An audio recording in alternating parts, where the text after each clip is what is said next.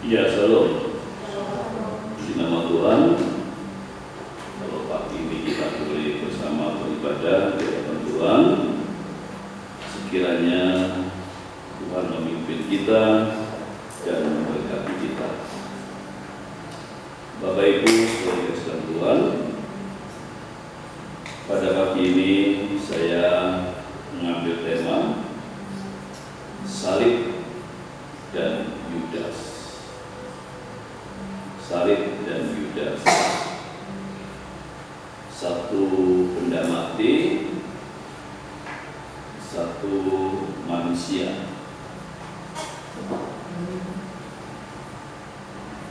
Sama-sama membuat sebuah penderitaan. Yesus Kristus pada saat itu, di mana Yesus harus memikul salib, mulai dari tempat dia disiksa sampai akhirnya digantikan oleh seorang yang kemudian dia harus memikulkan salib itu.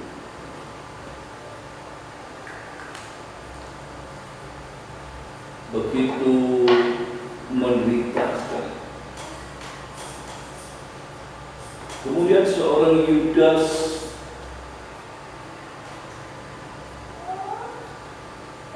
dia muridnya sendiri, orang yang dekat. Terbayangkan kalau orang dekat, murid, kemudian mengkhianati. Kalau orang mungkin jauh, bukan saudara, jauh mungkin tidak problem. Tapi kalau orang dekat, mungkin saudara, mungkin dia adalah teman kita, kemudian mengkhianati. Kita sudah bantu, kita sudah tolong, kita sudah tapi mengkhianati.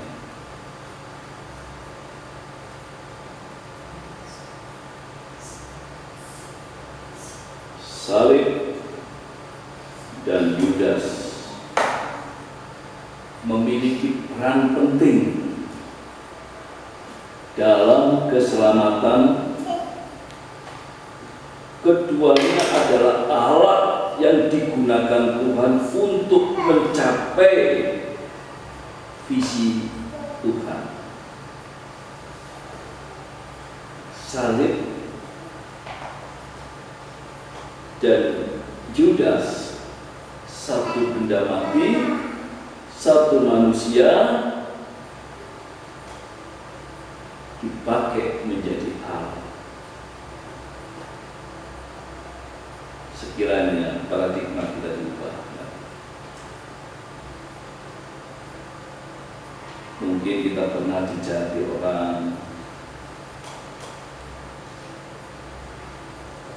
Bapak Ibu saudara kasih Tuhan, seharusnya saya tidak di sini. Seharusnya saya hanya keluar dari tempat di mana saya dulu tinggal. Hanya keluar dan tinggal di luar. Dan itu adalah peran orang yang mencoba berpikir jahat untuk saya. Orang yang berpikir jahat terhadap saya tidak sebaik saya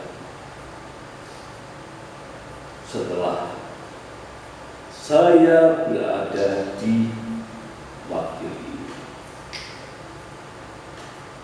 Mereka boleh berpikir jahat, berbuat jahat, tetapi Tuhan itu tidak.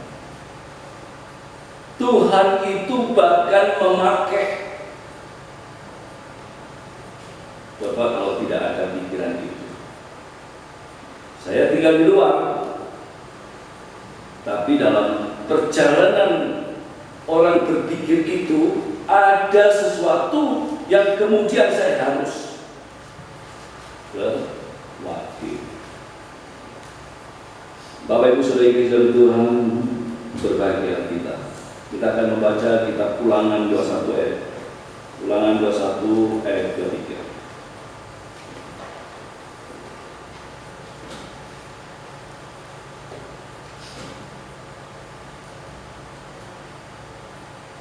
Kitab Ulangan 21 ayat 23.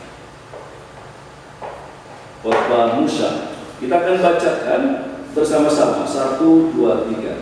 Maka janganlah mayatnya dibiarkan semalam-malaman pada tiang itu, tetapi haruslah engkau menguburkan dia pada hari itu juga. Sebab seorang yang digantung terkutuk oleh Allah. Janganlah engkau menajiskan tanah yang diberikan Tuhan alam kepadamu menjadi milik usaha. Ayat ini yang digunakan. Ayat ini yang dipakai.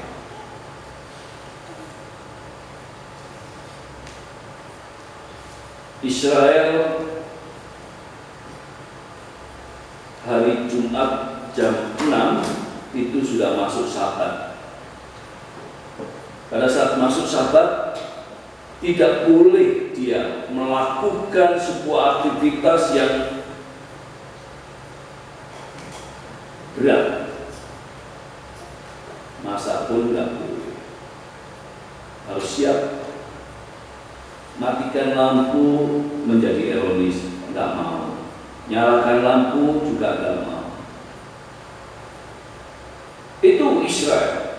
Perjalanan jauh tidak boleh. Harus sekian kilometer baru diizinkan untuk menuju Bait Allah, untuk menuju sinagog. Sekian kilometer. Dan mengambil mayat, menguburkan mayat tidak dibenarkan kalau hari Sabat.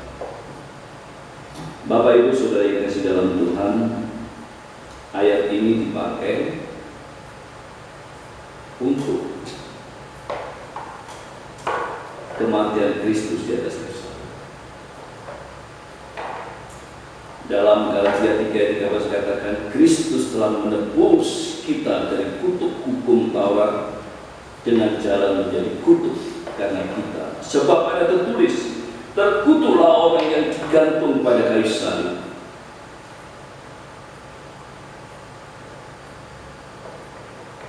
Pada saat Yesus mati, sudah dekat dengan Sabat. Jam 3 dia mati, jam 6 sudah Sabat. Maka murid-muridnya segera meminta mayat itu untuk dikuburkan. Dan biasanya kalau orang mati istilahnya itu diberi balsam macam-macam gitu supaya agak awet. Dan ini secukupnya. Yang penting cepat dikubur, cepat ditaruh dikubur. Maunya minggu itu dibalsam lagi, sudah bangkit. Bapak Ibu Saudara yang dalam Tuhan, begitu luar biasa salib dipakai oleh Tuhan yang mempunyai peran menggantung manusia Yesus di zaman penjajahan Roma yang lama sudah dimimpikan oleh Raja Nebukadnezar, kemudian ditafsirkan oleh Daniel. Bapak Ibu Saudara yang kasih Tuhan, semua itu sudah terencana oleh Allah sendiri. Semua itu sudah direncanakan oleh Allah sendiri untuk keselamatan manusia. Orang Yahudi tidak punya hukuman salib, itu tidak punya.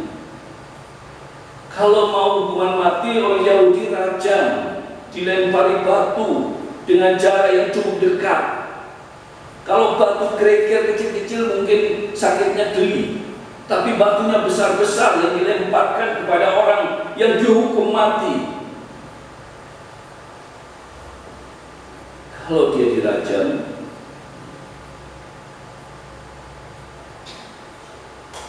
kalau menggunakan hukum Yahudi, keselamatan itu tidak ada.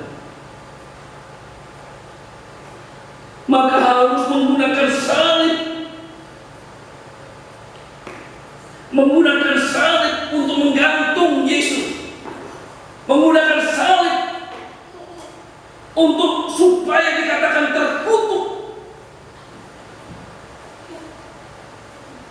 Dan tepat Yesus datang ke tengah dunia, Allah datang ke tengah dunia di zaman penjajahan Roma yang sudah dimimpikan oleh Nebukadnezar. Dan mimpi ini terjadi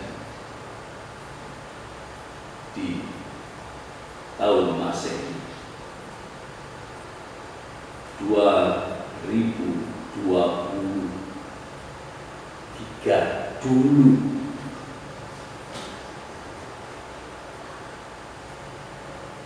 Yesus disalibkan di zaman penjajahan Roma. Penulis-penulis Yunani pun mencoba mencatat dalam bukunya bahwa ada manusia yang bernama Yesus saat itu disalibkan. Penulis-penulis dunia pun mencoba mengatakan semua ini. Orang-orang yang tidak percaya, dia mencoba mencatat sejarah ini. Maka tidak bisa dipatahkan iman kita oleh berita di luar. Tidak bisa dipatahkan berita penyaliban Yesus oleh orang-orang yang di luar.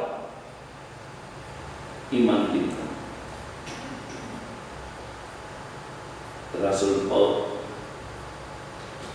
Rasul Paulus menuliskan, Lukas menuliskan di dalam Kisah Para Rasul 4, kita coba baca.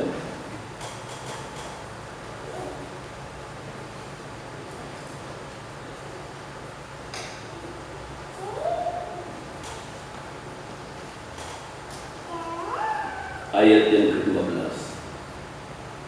Kisah Para Rasul 4 ayat yang ke-12.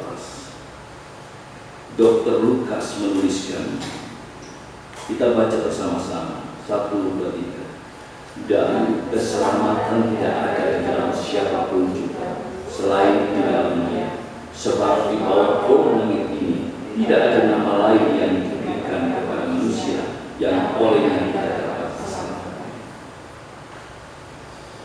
Ayat ini mendukung bahwa keselamatan itu tidak ada di luar Kristus. Hati-hati dengan pandangan liberal yang mengatakan keselamatan itu ada di tempat lain juga. Hati-hati, jangan terjebak dengan pemikiran liberal. Keselamatan hanya di dalam Yesus Kristus. Allah datang ke tengah dunia menjadi manusia, dia mati di atas kayu salib sebagai yang terkutuk menggantikan kita, yaitu kutuk Taurat yang ada pada manusia saat itu digantikan oleh Yesus Kristus. Caranya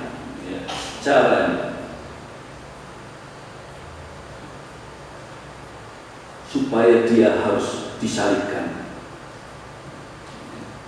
Maka ada peran Yudas di sini.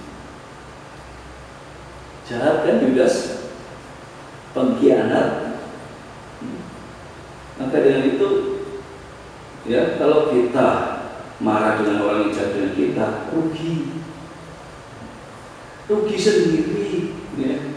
marah dengan orang yang jahat dengan kita itu rugi. Bayangkan, ya, renungkan. Alkitab berkata, hati yang gembira adalah obat. Kalau hati kita tidak diisi dengan marah, sakit hati, dendam, ya, organ tubuh kita ini sehat. Ya, Bapak Ibu saudara yang dalam Tuhan, kemarin ada Paskah di SMP, ada seorang mencoba datang kepada saya, wah Pak Sentok ini energik ya, Pak Sentok ini sehat ya. Ya Pak, tanya umurnya berapa Pak? 60. Wah, sehat banget Pak. Apa Pak? Ya, yang penting ya, saya menjaga kesehatan. Ya. Saya harus menjaga kesehatan saya. Ya. Di balik saya, kalau saya boleh noleh ke belakang, berapa jumlah orang yang sudah menyakiti hati saya? Berapa jumlah orang yang sudah berbuat jahat dengan saya? Berapa jumlah? Saya hanya bertekuk lutut, Tuhan ampuni dia. Dia tidak tahu apa yang dimaksudkan. Dia tidak kenal apa yang dia perbuat. Dia tidak tahu, Tuhan ampuni. Berkati dia, Tuhan ampuni. Ampuni aku, Tuhan, aku udah marah ini. Ampuni Tuhan, ini loh sudah marah Tuhan, ampuni saya. Enggak, lepas sudah. Urusannya Tuhan, bukan urusan saya. Ya, maka organ tubuh saya ini ada hormon yang menyebabkan saya sehat. Coba bayangkan, ya, kita malah sakit sendiri malah kalau kita ini ada di sana. Yudas kurang jahat bagaimana? Bosnya dijual, bosnya dijual. Dia seorang bendahara mengkritik Tuhan Yesus. Tuhan Yesus dikritik. Kalau minyak itu dijual, dikasihkan orang miskin, kan luar biasa, ya. Minyak seorang, ya. Kalau zaman sekarang ini ada istilah plural, ya. Minyak itu digunakan untuk mengurapi kaki daripada Tuhan Yesus.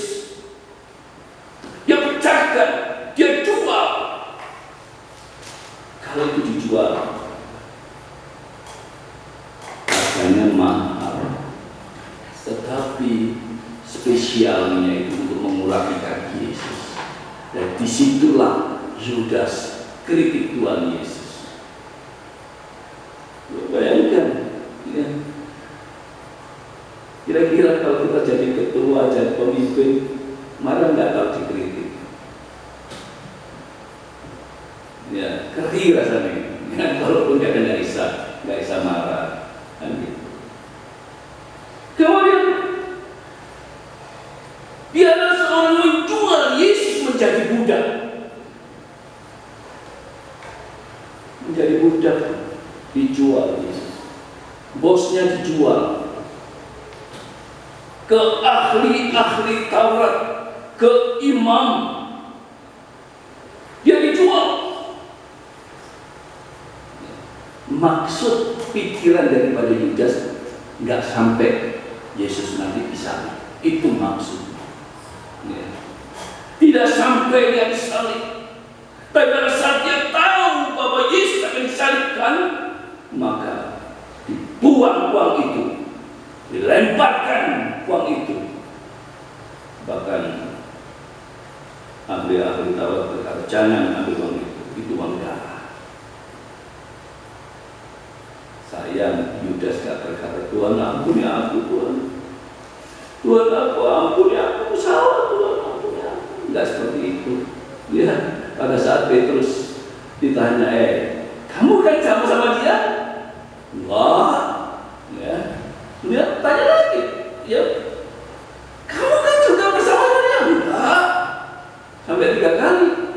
Enggak. Wah, setelah itu dia menangis luar biasa. Dia menangis, sedih. Dia tidak mau mengakui Yesus sebagai guru. Bapak Ibu Saudara yang kasih, Yudas menggantungkan diri. Dia bunuh diri setelah dia tahu bahwa Yesus akan dihukum mati. Bapak Ibu Saudara yang dihukum, kejam sekali Yudas. Tetapi dia dipakai oleh Tuhan menjadi alatnya berperang untuk menjual. Coba pikirkan, apakah orang yang jaga kita itu tahu apa yang dimaksudkan dia bekerja? Enggak. Tapi Tuhan kenal dengan maksud-maksudnya, dengan tujuannya, mengarahkan kita kepada yang terbaik.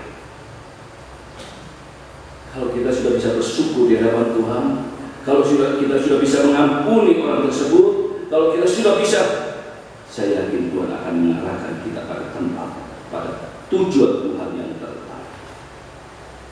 Ayo, jangan tutup diri. Jangan kita sekap diri kita. Jangan celakakan diri kita.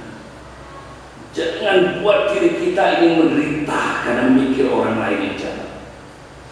Jangan. Tetapi, ayo kita berpikir ke depan, memuliakan Tuhan, meninggikan Tuhan, karena Tuhan punya rencana untuk kita, Tuhan punya tujuan untuk kita, Tuhan punya maksud-maksudnya untuk kita melakukan apa yang Tuhan mau. Dan tadi pembawa liturgis, andalkan Dia. Kita akan berkati dengan luar biasa. Andalkan Dia. Makna yang berharga untuk pembelajaran. Salibnya nggak dibuang, salibnya. Bahkan gereja dimanapun berada menggunakan tanda salib, menggunakan salib. Orang dunia takut dengan salib. Pikirnya salib ada apa-apanya. Melihat salib ini bingung. Maka gereja tidak ada gambar pemimpin. Kenapa? Karena sudah ada salib.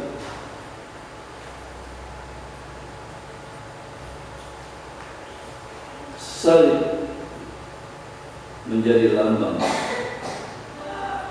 gereja. Perhatikan, pada saat kita melihat salib, kita mengingat kematian Kristus. Kita mengingat pengorbanan daripada Kristus. Kita mengingat jasa salib inilah yang menggantung Yesus menjadi terkutuk menggantikan kita.